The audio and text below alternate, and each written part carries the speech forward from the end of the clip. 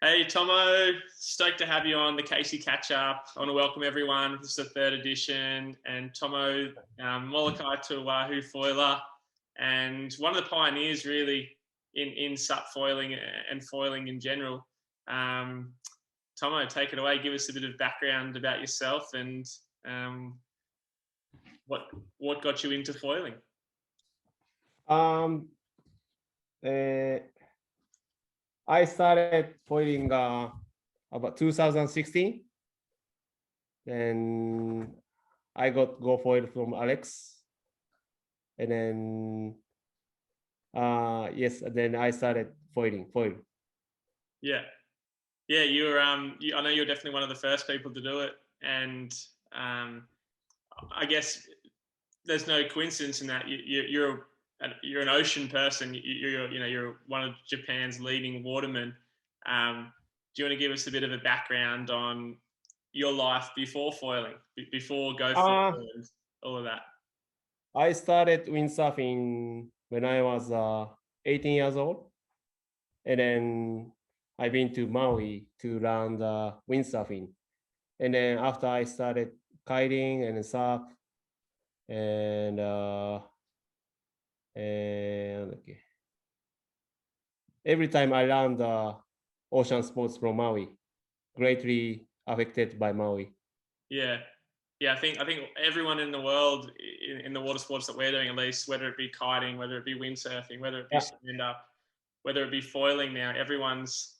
I guess Maui really is, I guess, the spot where we've all learned it. I've spent a lot of time in Maui as well, and originally surfing, then kite surfing, then stand up paddling, now foiling, and it's sort of the mecca. It's so good for sports. It's so good because there's consistent wind. For surfing, Maui, Hawaii, it's in the middle of the Pacific Ocean. There's almost always waves. And also the people on Maui seem to be pretty open-minded. They don't just surf. They surf. They use the wind when it's windy. When it's flat, they're doing something else. They're always out in the ocean. And I think that's one of the reasons that Maui is such a special place for you and I. And we're actually just talking before we clicked record that Tomo's just been over in Maui. He was there for 3 months. And with COVID going on, it's not an easy thing to do. And he was just saying that he has to quarantine at home, and he wasn't allowed to fly domestically once he arrived from Maui. So Tom had to drive 20 hours in a rent-a-car, which cost him a lot of money to one-way rental. So I guess what made you want to go to Maui for that? Obviously we all would love to go to Maui, but not all of us can just drop what we're doing and get over there. And 3 months during COVID, personally, I'm very jealous. I wish I could have done it. It's hard to go into Hawaii right now from Australia. Yeah, really hard. If we were to go, we'd have to get special permits, and then if we were to try to get back, it'd be hard to get a flight. And if we got a flight and we arrived in, we'd then have to quarantine in a hotel at our own expense. So it cost about $3,000 on top of the holiday. Yes, $3,000. Wow. Yeah, it's expensive. So for me, traveling overseas is what I used to be doing, but no longer really. It's something that's hard to do, and you just have to try to look at what to do domestically. It's not impossible though. It is possible to go overseas. It's just a little bit tricky. Yeah. I guess I want you to tell us the story of, I guess, how you got the nickname SUP Tomo, and then tell us about your new nickname. Now Foil Tomo, maybe more famous, I think, because now new SUP paddler in Japan, they don't know I was before SUPing. The new SUP didn't even know you're just a foil now. Some people ask me, you can SUP racing? And I said, before I was SUP racing a lot. Yeah. Well, actually, Yeah. Tomo, you're probably one of, you've done Molokai to Oahu 10 times, 8 times on a SUP Yes. and 2 times on a foil. Pretty Yeah. amazing. I've done it Yeah. Yeah. 5 times on a SUP, Yeah. and Yeah. it's a hard race to commit to every year. And the fact you've done it for 10 years, I guess that's probably a good question for for you to tell us. How did you find, what was harder, SUP Molokai or foil Molokai? My first sub foil Molokai was super hard, Yeah. but my second time I got a good board and a good foils, so easy. Yeah. It was easy, So super what did easy. you use Yeah, the just first clubbing. time? The first time for Molokai, what equipment did you use for foiling? After Molokai, I used the bigger ball like six. I forgot about 6-0. Mm-hmm. So sub foil board Yeah. with Go Foil Mariko 200. Yeah. Yeah, it's easy to take off, but hard to keep going with the big fast swell in Molokai. Yes. That's a really good way of explaining it. The Molokai 200 is a really good foil to get up and going. But once you're up and going, I guess this was before all the foils went a bit more higher aspect. Once you're up and going, it's hard to, the swells are massive. The swells are really big and they're moving really fast. Even on, even the boats struggle to stay with those swells, so it's on a foil on the Molokai 200. I bet you your front leg must have been really sore. Yeah, I stopped about 10 times. 10 times, wow. My back hook is done, finish, because you need to side away to get the finish line at the Molokai to Oahu. Yeah. It's not same as Mariko and downwind, doing downwind like other players.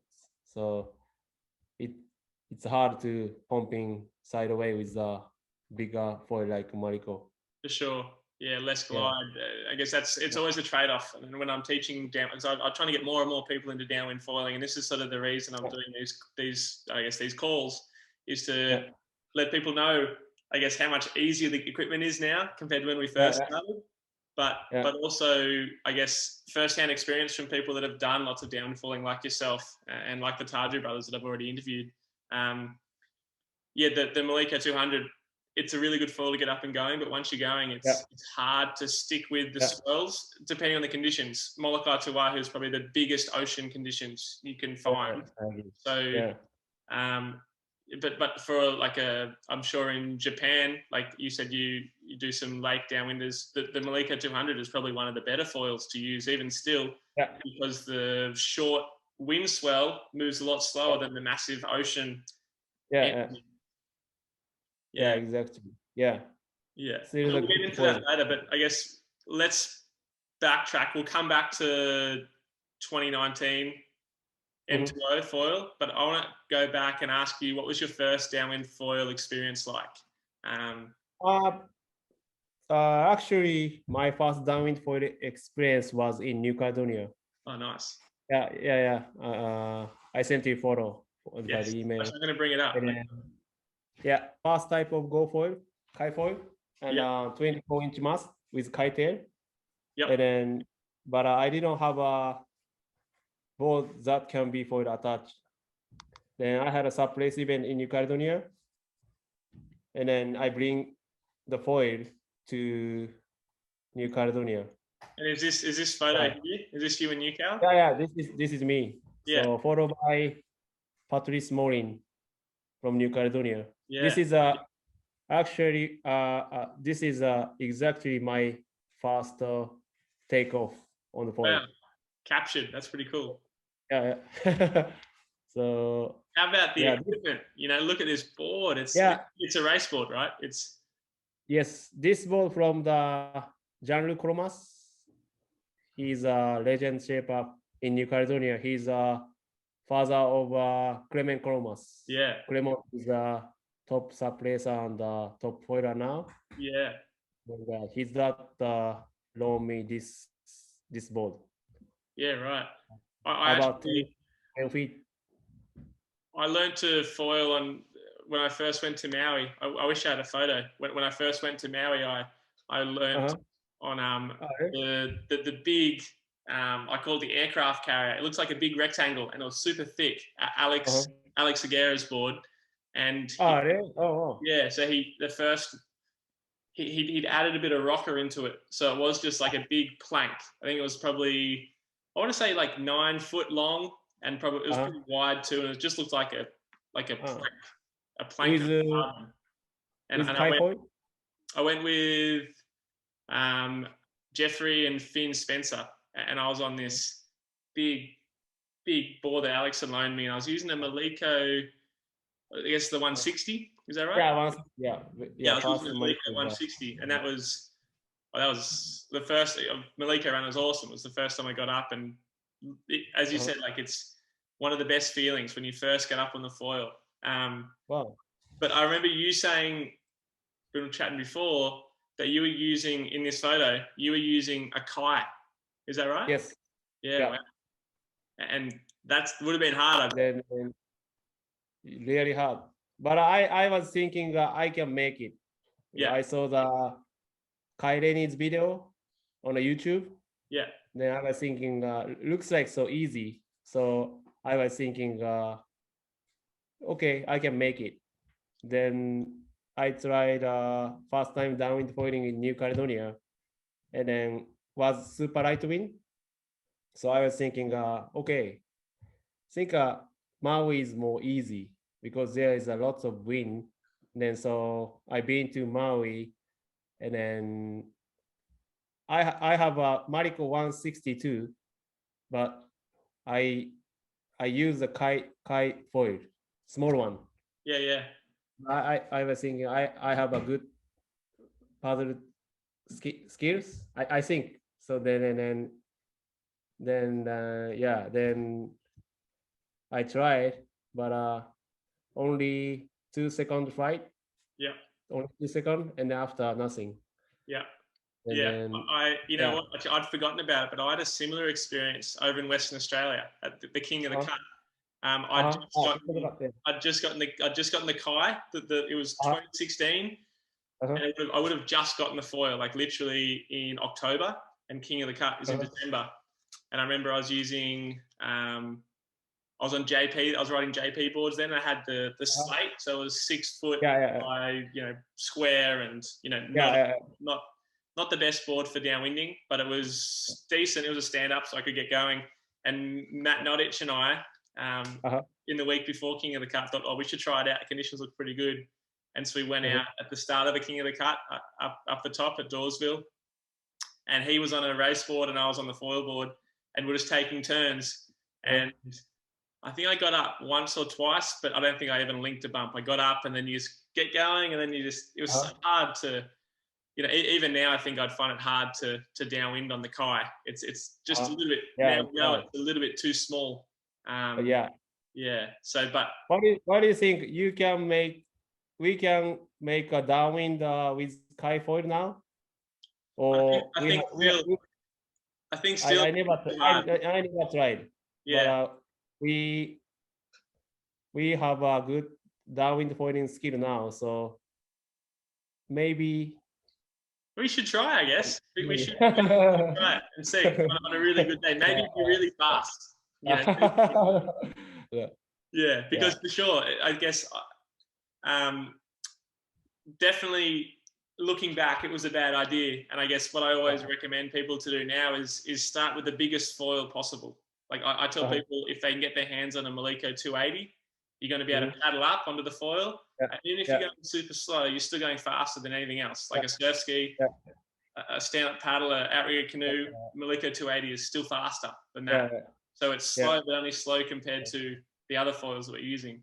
So the Maliko 280, I think, is actually a really good one to learn on. And it doesn't glide as well as some of the newer higher aspect foils, but it paddles up like the easiest to paddle up. So I guess that's. Do you teach downwind foiling in Japan? I'm pretty sure I've seen you. Yeah, sometimes I teach some people, but I recommend to use Mariko 200 for the first time. Yeah. Because in Japan is not throwing like Maui. So we have a small bumps, so it's better to use Mariko 200. Yeah. Yeah. Or GL 240 maybe. Yes. Yeah. Yeah. Yeah. Kind of similar here. So in Australia, on the east coast of Australia, we have our ocean runs, which it's probably better to use something like the GL 210 or the 200 works too, but on the 280 it's hard because the swells are moving so fast. Kind of like what you felt in Molokai. It's hard to stick with the swells. I always say that the best conditions for people to learn in is when there's no swell in the ocean and just lots of wind. When there's lots of wind, the Maliko 280 is perfect because you're just on the wind chop. As soon as there's swell, and the swells move so much faster. As soon as there's swell, it's the Maliko 280 is going to be harder to keep up with the swells, and you're gonna have to. If you get on the swell, you're going to almost pop.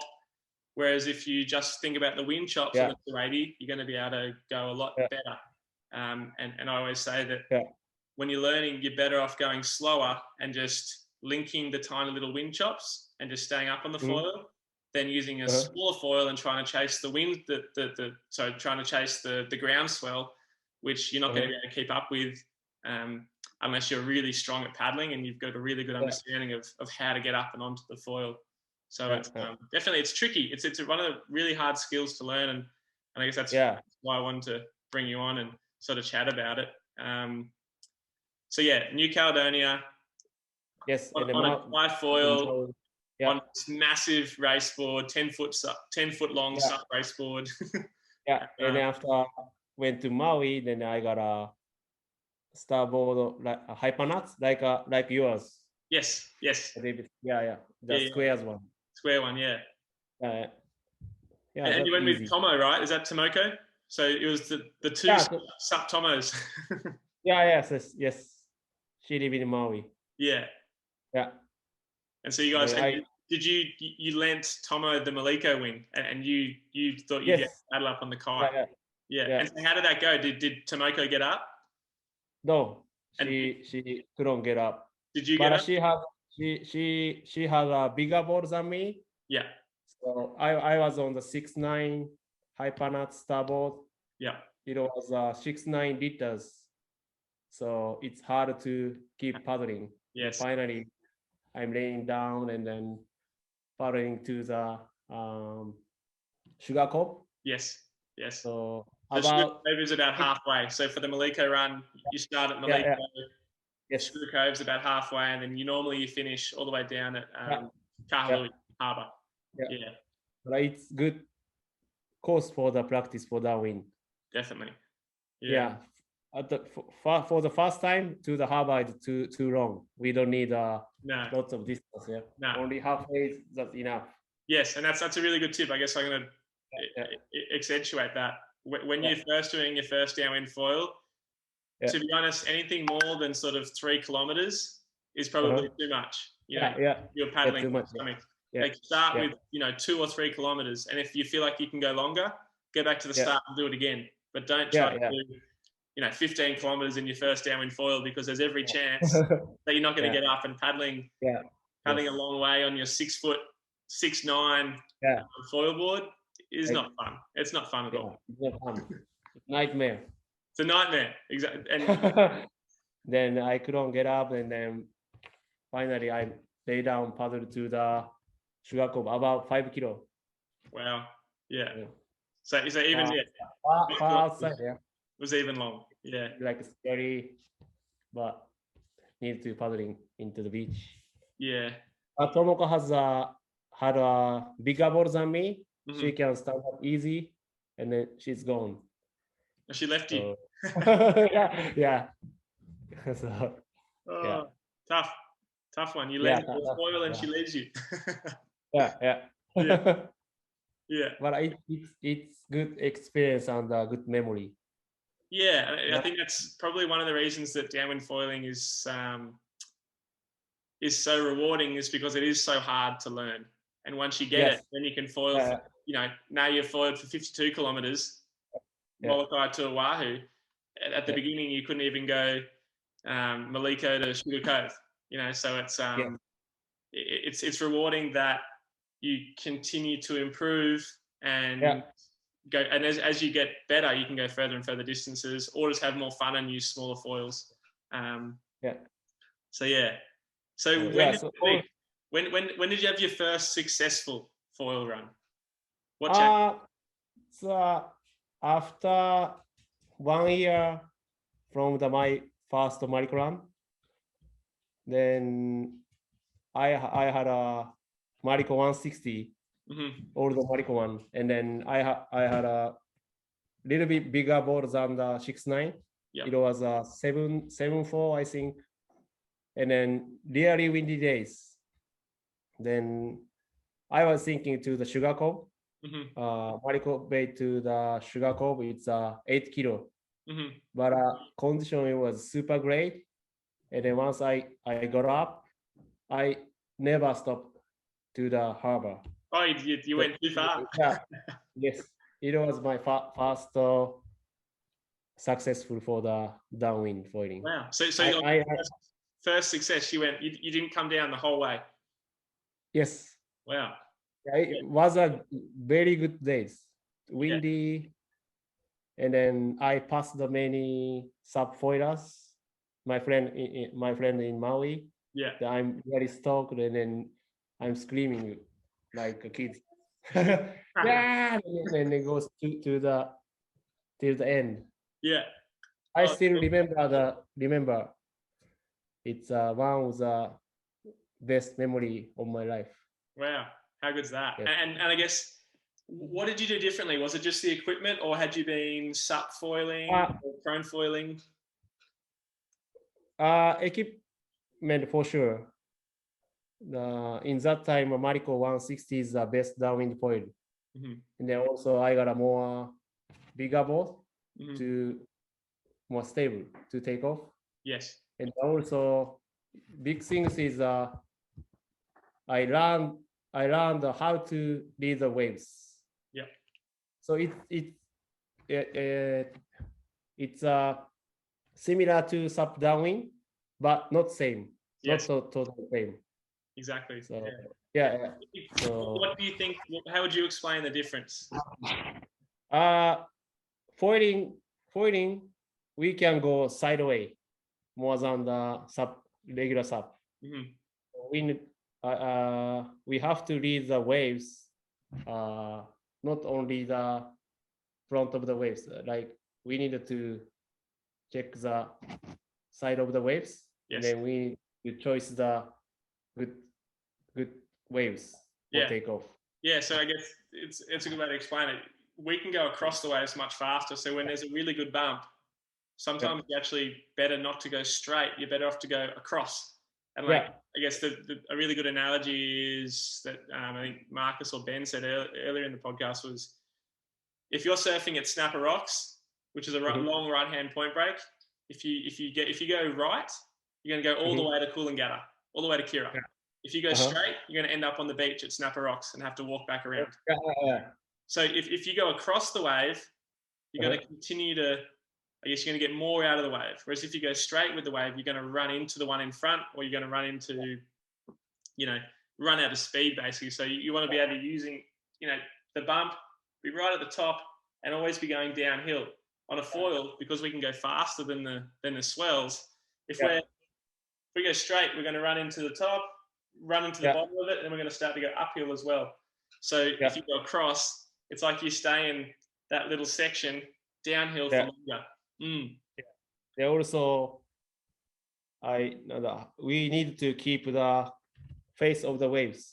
Don't to go fast. Foil is sometimes too fast. Yes. So need to keep the middle of the wave. Middle, perfect. Yeah, middle or even top. I find sometimes even behind is better than the middle, because at the middle you drop down into the bottom, and then all of a sudden you've got a pump. If you stay like high, like above the middle, then you just stand there. You're just like, how good is this? And as soon as you go too fast, you're like, oh no, I've got a pump. Looking around, you got to look around for the next bump or the next swell. And you actually explained it really well before, is by going across the bumps, like across this way. And you actually have the choice. You can let that one go, and then you can turn down onto the next one, and then go across the other way. and then you can sort of let a couple go, and then drop down again, like waiting for the best bump. Is a really good tip by going across and sort of finding the right speed of the swells and then picking the right bump. You just glide. It's it makes me really want to go downwind foiling right now. Yeah. So we need a good decision. Yes, decision making. There's more options than on a SUP. On a SUP, you paddle and you pretty much have the option to go straight, a little bit left, or a little bit right. On a foil, you can go straight. You can go fully like 90 degrees to the wind this way, 90 degrees to the wind this way, and then everywhere in between. So there's like 180 degrees of choice, whereas on a SUP, it's like 30 degrees, like just here. Whereas foiling, it's all the way through here. Yeah. We can pump. Pumping around. Pumping along, yeah, exactly. So we've touched on a little bit, but like, what sort of downwind foil runs do you do in Japan, and how do the conditions compare to, say, Maliko or Molokai?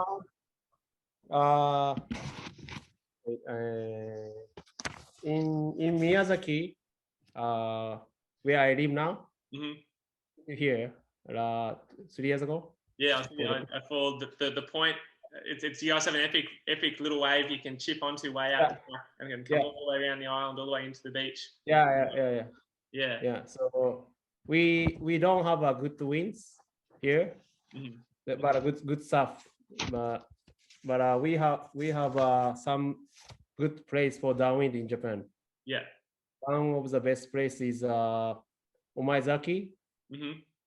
There is 40 knot winds in the winter. Wow. Is that like with a front, like a cold front, like a storm, or is it like it's like a trade wind in the winter. Trade wind, nice. Yeah, in winter season. Yeah. So then there is a many windsurfers. Omaezaki is a mecca for the windsurfing. There's a many. It's like the Japanese Maui. Japanese Maui, but only problem is it's super cold.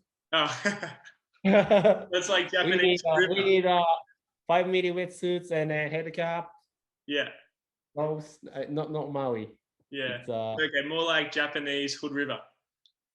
Yeah, most right. But Hood River is temperature is just warmer. Yeah.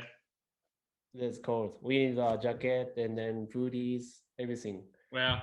Yeah. But a good downwind place in Japan. Best downwind place in Japan. What's the run like? Like if you're downwinding, how far are you going? Is it a beat? We can choose the distance like 5K or 10K, 15K, but we need to through the shore breaks. Yes. So it's hard part. Yeah. For the start downwind. Yeah, it's not sometimes no waves. It's easy to getting out, but sometimes we have a big shore break, so not good for the beginner, downwind beginner. No, that makes it hard. Yeah. But once getting out, there's good pumps like Mariko. Wow. Small version of Mariko. Yeah. Windy. Yeah. That sounds awesome. I'll have to get over it sometime. And then there's a few SUP foil downwinder. My friend Yoshi, he living over there, and then SUP foil downwind a lot. Nice. And some guys started prone downwind foiling. Yeah, so actually that's a good point. So the prone downwind foiling, are they using the waves to get started, or are they prone? Yeah, they're using the waves. Like a take off and it chip in and then pumping out. And then, And then what happens if they fall off once they're out? Do they have to paddle back in? Yeah. They paddling back in, but they don't go too far. Yeah. Only the close to the shore. The wave. So they once falling out, they can try to get catching wave. Yeah. So that's what that I've really noticed is with the downwind foiling exploding. Lots of guys in Oahu and even some guys doing the prone downwind foil. It's super cool, but I think it doesn't. Not everyone can do it in their local conditions. Like for me, where I live in Sydney, it's too many headlands, so the SUP seems like it's a lot easier to get going. And I'm sure it sounds like in Japan too, like people do it, but only for short distances. The SUP allows you to go further out to sea and go for the distance. Yeah. So but I heard in Oahu, when they falling out, they paddling back about long way, about 1 kilo or 1 kilo. I heard. Yeah, I'm not sure exactly the run they're doing. I think it's not a good thing if they fall down, but from my understanding, they go from Black Point to like the Outrigger Canoe Club, or less. And there's around Diamond Head there's lots of little waves that you can get started on, but it's better if you don't come down, for sure. Yeah. They also looks like they don't have a leash. I haven't noticed that, but it doesn't. Yeah, I guess that'd be a bad thing. I can't believe without leash for downwinding. Yeah, because if you fall off, the foils seem to have a little mind of their own, don't they? Like you fall off, and sometimes they just keep going. Like I know, I tow foil with some of the crew here in Sydney, the Lost Boys, and a lot of the time they don't like wearing leash because normally we're towing in like deep water spots, so it's not going to go anywhere, and we have a jet ski in case the board goes anywhere. But I like to wear a leash because even if you fall off, if you fall in front of the board, the leash actually stops it from running you over. Because you fall forwards, then the leash pulls the board backwards. Whereas if you don't have the leash, you fall off, and then the foil keeps going and can run you over. Also, the obvious reason it's not going to hit someone else as well, or wash up on the rocks or the beach. So I've been starting to wear my leash more and more with those guys when I go out with them, but they always give me a hard time. What are you wearing a leash for? We're towing. It's like, safe, more safe. Yeah, more safe. Yeah. If with jet ski, no problem. But less of a problem. Jet ski, no problem. Yeah, for sure. Let's get back to Japan. I guess I'd love to that. Was it Omazaki? Sounds like I'd have to come over, do some snowboarding in Japan. And then you should do the foil downwind clinic in Japan. I'd love to. Whenever everything goes up, I'd love to get over there. Yeah, it'd be so cool. Yeah, I can help you. Yeah, one of the spots that I've done a clinic is Lake Biwa. Yeah, and that weird scenario. Biwa, Biwa is the best downwind foil and winging place in Japan. Yes. There is a good wind and bumps, like small bumps, so easy to take off. Yes. Yeah, I guess kind of like I guess like the Kihei run, so to speak. Yeah, like Kihei run. Smaller. Easy. There's less swell. No swell. Yeah. And then more safety. Yes. It's a lake, so you can't go anywhere. Don't worry about everything, like a shark too. No sharks in the lake. We'll touch on the sharks in a little bit. But Lake Biwa looks like an awesome spot, and I guess that's the reason that's so good is because it's a lake, and it's a big lake though. It's quite a big lake, and it's like a steady trade wind or sea breeze, or there's always wind. It seems like when I went there, it was really comfortable bumps. Wow. Yeah. So I guess I've seen you doing some like teaching crew to paddle up on the Molokai 280 there, I think, in the bumps. Looks like a good spot for teaching and learning how to downwind the world, because it's, as you said, it's controlled. It's in a lake. The bumps are small, close together, and you get up nice and easy. And then once you're up, opens this whole new world. Oh, nice. Yeah. So many people started downwind foiling in Australia. Not many. Look, there's probably, I'd say 15 people that are doing it a lot. Here in Sydney, there's only a handful of guys. There's Perth, who's an ex-pro surfer. He's doing a pretty good job down foiling. He lives just south of me, in like Bondi.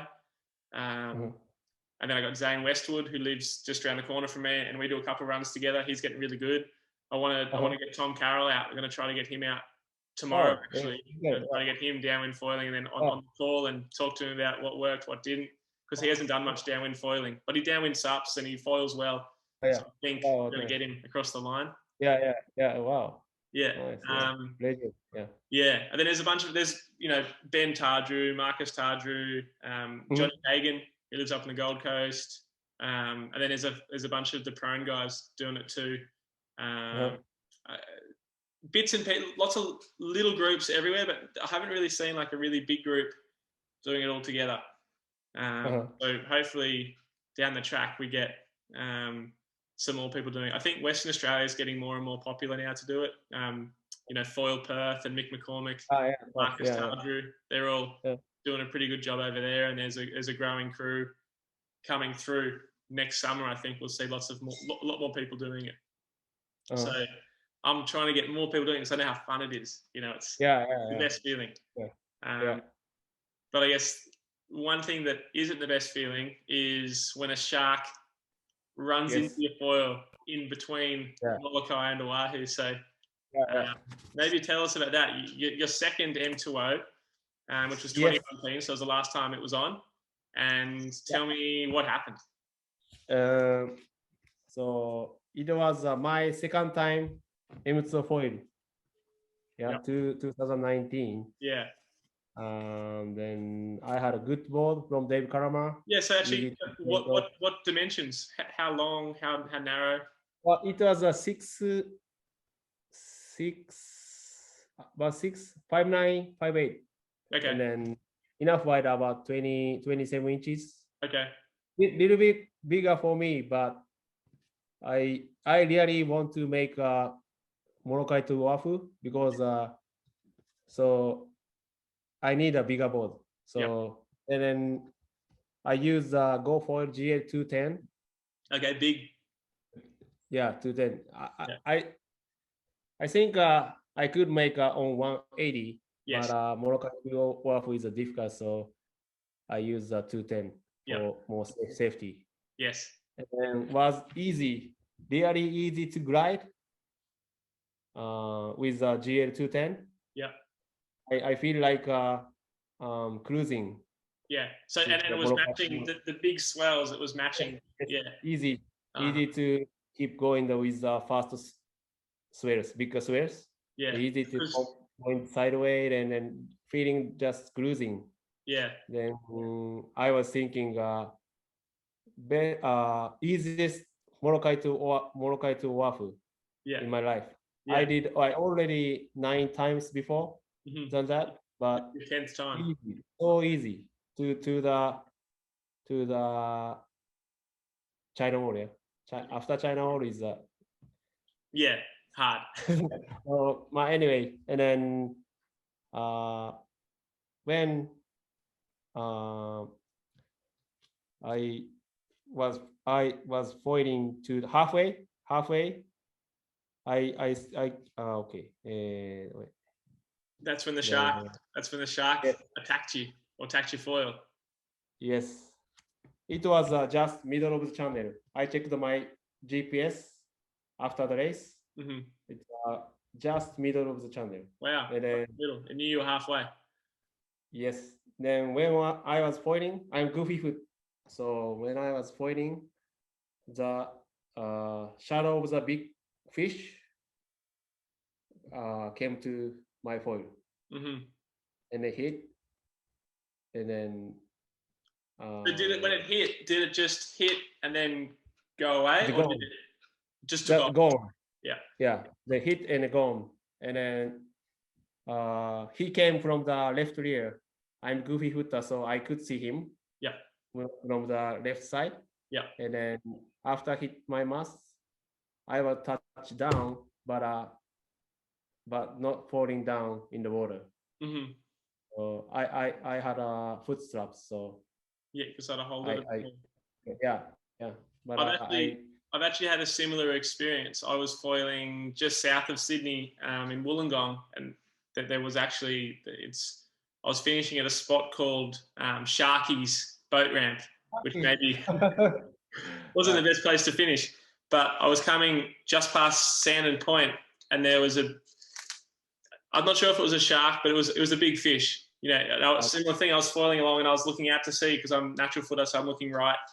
And I felt this. I didn't see it, but I felt something. Like it felt like I hit something, and then a big shadow went across and out to sea. So I never saw it coming, but it came from back left, came from behind me, back left, and then it shot out towards my like right. And I wasn't wearing foot straps, but wobbled.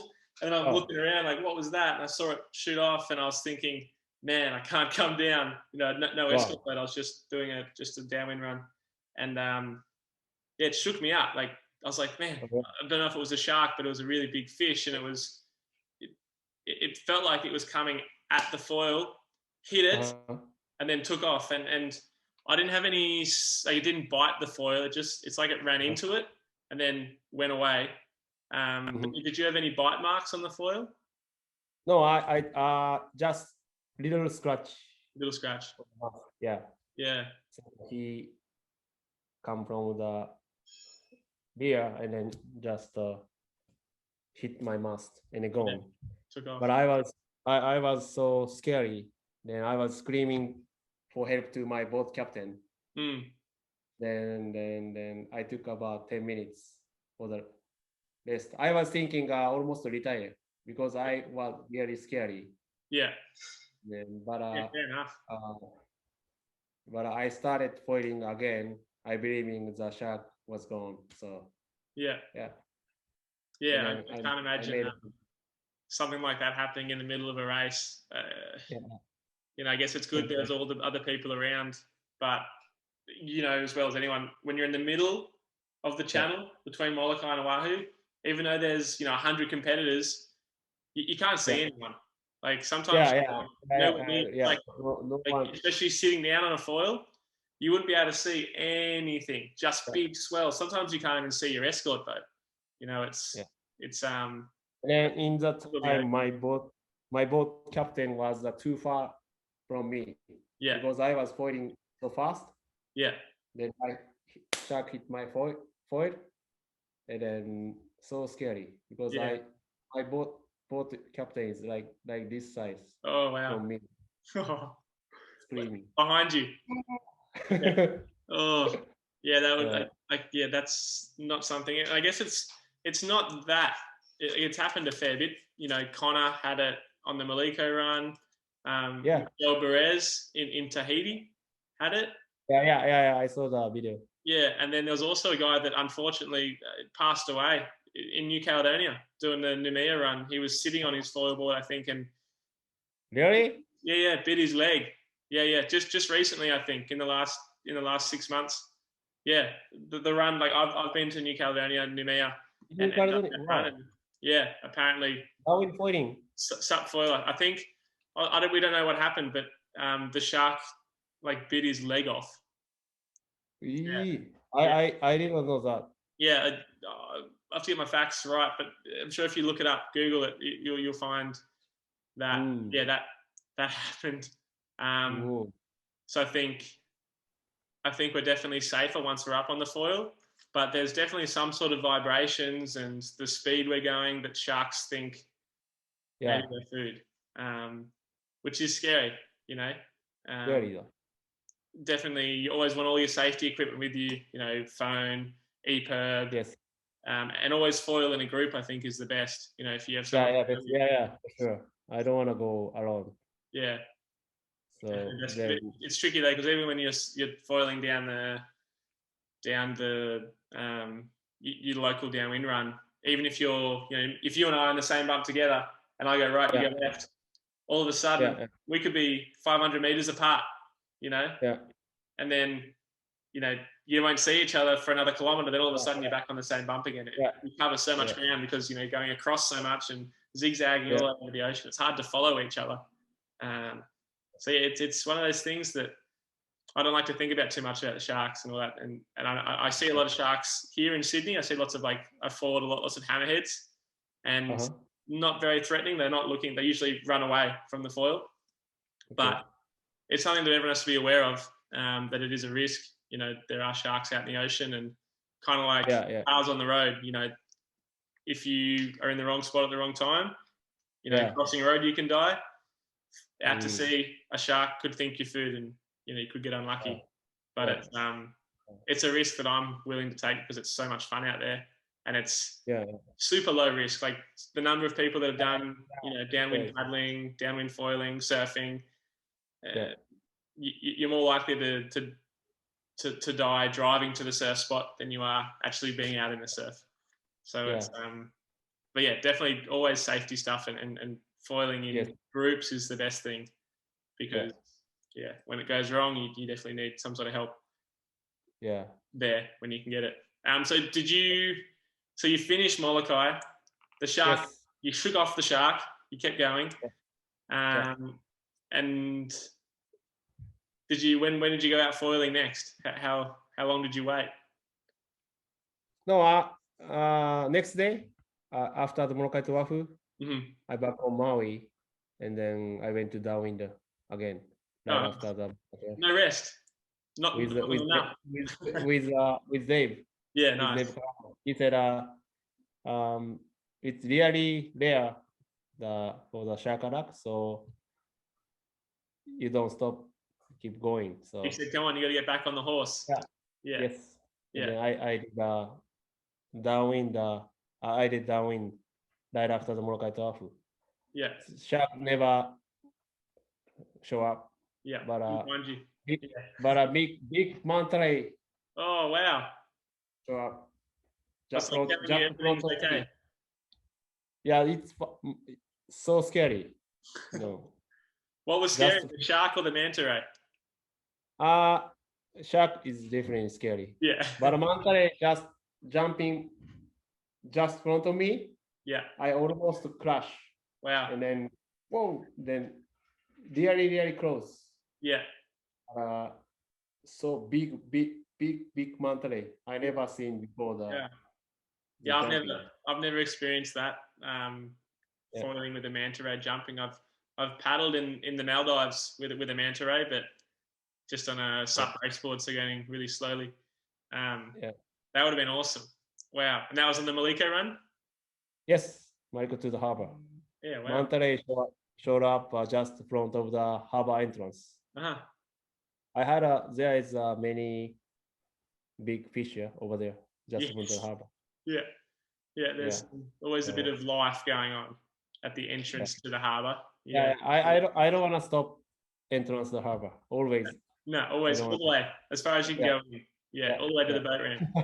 Yeah. So for sure. Yeah, we have a disc for the downwind, but yeah, we should we have disc, but it's fun. Yeah, so, always the risk, but always a risk for in the ocean. We live in the no nature. matter what we're doing. Yeah, exactly. Yeah. So it is what it is, and you know you're either willing to take the risk or you're not. But you can't live your life in fear. You know, everyone's going to die at some point. You know, that's life and death, hand in hand. But yeah, I love the ocean, and I kind of feel that sharks are a part of it, and that's you know like anything, there's a risk. But after my shark experience, after 2019 year, after that I did over 50 times downwind, but I never saw shark. Never see shark again. There you go. Yeah, so it's definitely rare. Like in the middle of summer here in Australia, you can see a couple sharks every now and then, just little ones, and they're usually afraid of you. Touch wood, I've never had a shark sort of go for me. Yeah. But I've heard their stories. But you got to be prepared for when that happens, and it is what it is. Yeah. I want to change tack now, and I want to ask you about wing foiling. Oh yeah. Yeah, and have you done? Yeah. In Japan, the wing foiling is going bigger and bigger. It's taking off, isn't it? Everywhere it seems. Yeah. I guess. have you done much wing foiling? Have you done any wing foil downwinders? Yeah, I did wing foiling, but no downwind with the wing. Okay, not downwind with the wing. Yeah, just the one. For downwind, for me, without the wing is much more fun. Yes, same for me.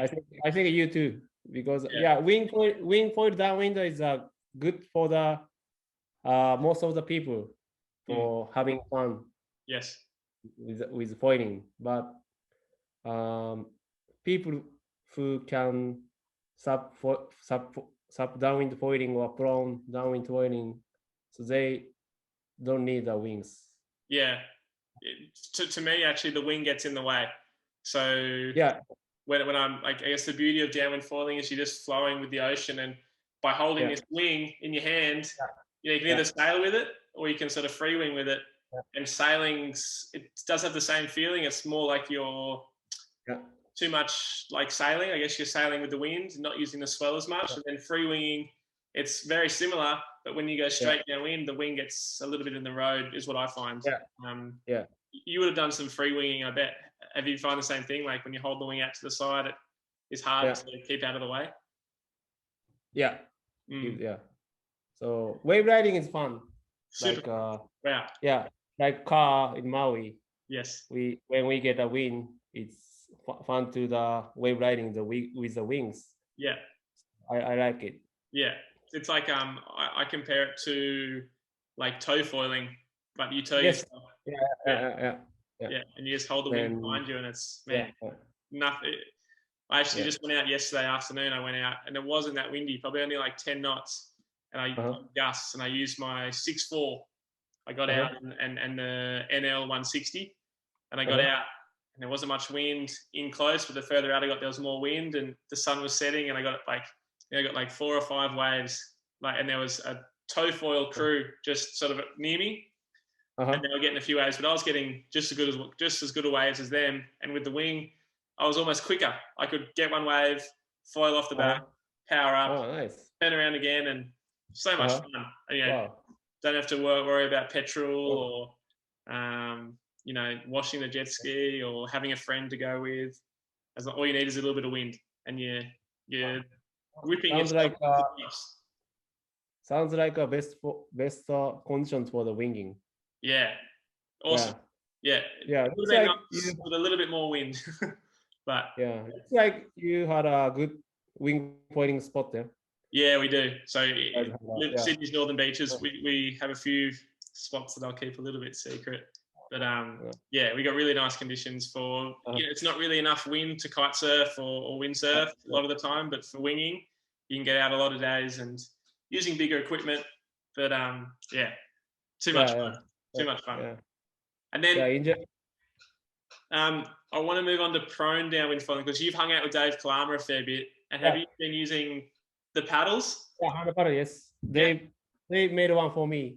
Yeah. The big hand paddle. And then we tried out at the Mariko. So and success? Last time I made it for the first time. Yeah, you made it. Yeah. Wow. So how was I want to try to get Dave on the show. And can you explain the how it works? Like you're paddling, I guess, on your knees or yes, but definitely hand paddles works. Yes. Compared to bare hands. So hand paddles, and so definitely the hand paddles work. You've done it with Dave on the Molokai run. Yes. Yeah. Then I made a takeoff.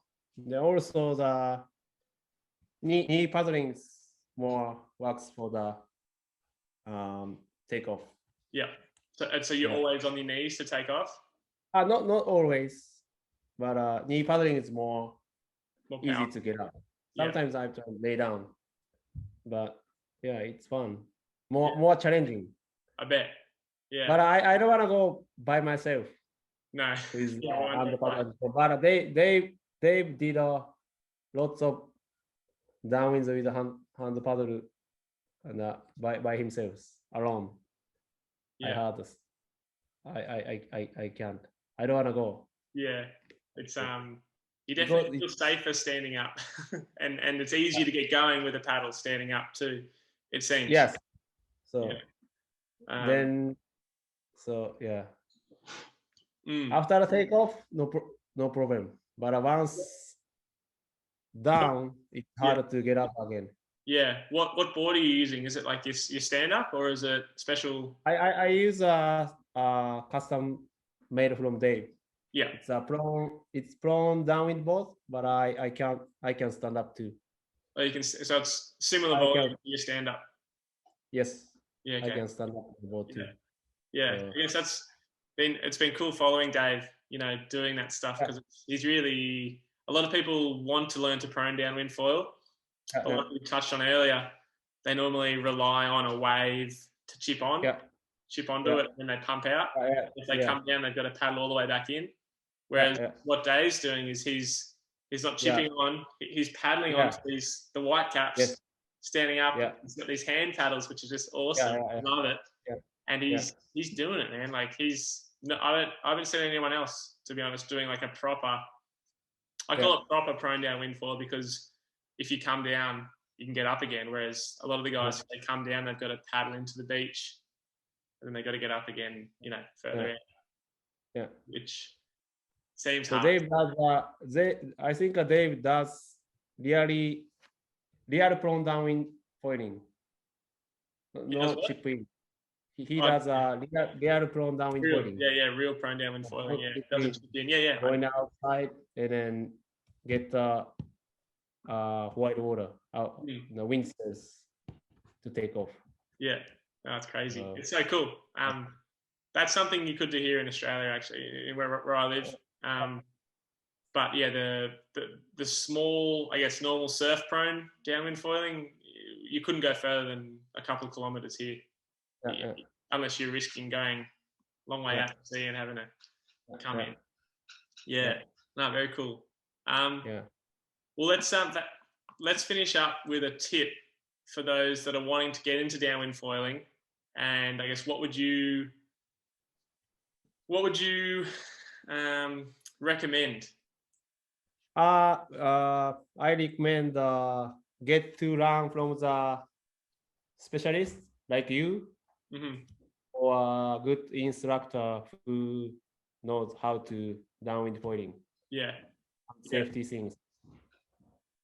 Sure, definitely going with someone who knows what they're doing will show you the best conditions, the best spot to start, and then I guess what about foils and boards? Like, what do you recommend normally? I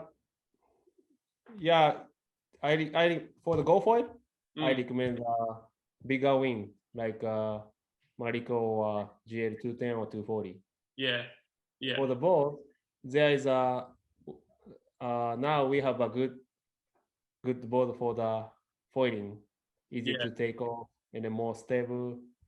So it important to the choice the good foil on the board. Yeah, it's got to be stable enough to get going, but not so stable and so big that you can't get up at all.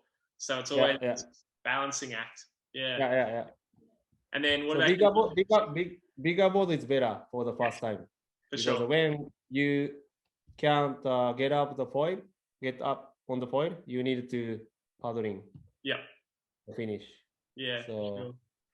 Sure. And then what about conditions? What would you? Like Mariko is difficult for the beginner because there's a big swells, so not easy to take off. So best condition is like Kiheran or Lake View, small bumps, and then weight with swells is close.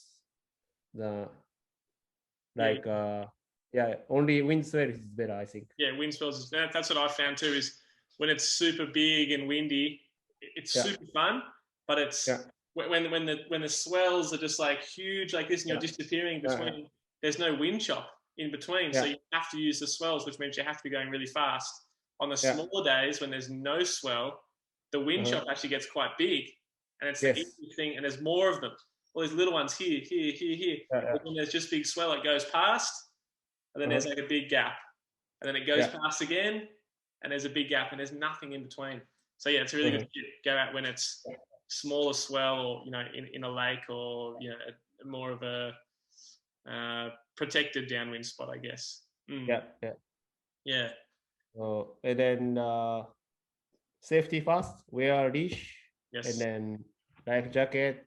Then you have to have a foam, just in case. Yeah. And then never give up.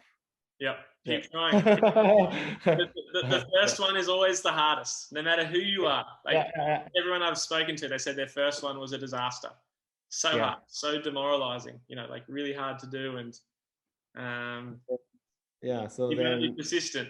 You're not going to get it first time, probably not even second time. You're probably going to take you 5, 6, 7 times, and then when you get good conditions, it's all going to click. Once you have it, you'll never not do it.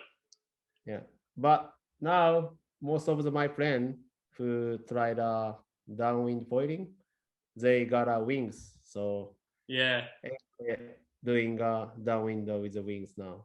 Yeah, we got to convert them, don't we? We got to teach them to. I'm trying to work on like teaching people to paddle up onto the foil, and it's all equipment. And once they have one go at it, they'll understand why we like it better. But for sure, it's a steeper learning curve. The wing, you learn to free wing, you can downwind. But paddling downwind is more free, more of a free feeling. Yeah, I agree. More free. Yeah, more pure. Right. Yeah. So yeah, I trying to them get back on the SUP downwind. Yeah, we'll get them back. We'll get them back. Yeah. All right. Well, thanks for your time, Tomo. It's been really good to chat to you. Yeah. And, joining third episode of the Casey Catch Up. Yeah. Thanks, James. I wanna say about you a little bit, because you already famous in Japan. You won the Molokai to Oahu, and then many SUP racing, and you won the regular SUP competition too. And then now you doing the winging really good. So everybody said James does everything. So many Japanese people always watching you. Try to cover all bases. Here in Sydney we get lots of different conditions, and some days it's flat, so you just want to just paddle your race board. Other days it's good surf, so you want to go for a surf. Other days it's too crowded to surf, so I take my SUP surf out. It's windy, you're downwind foil, downwind wing. It's windy and there's waves, you downwind, you wing. Yeah. So many options. Got all the toys, you got to use them. Yeah, it's good style. It's a waterman style. Yeah, well. Yeah, I wanna be like you and Dave, and they doing everything. Yeah. So you doing everything. So good to be well-rounded. You never get bored that way. Yeah. Thanks for the inspiration for that. Oh yeah, no worries, Tomo. Just enjoying it and getting out there and having fun. Thank you. Yeah. Thanks. All right. Thanks, Tomo.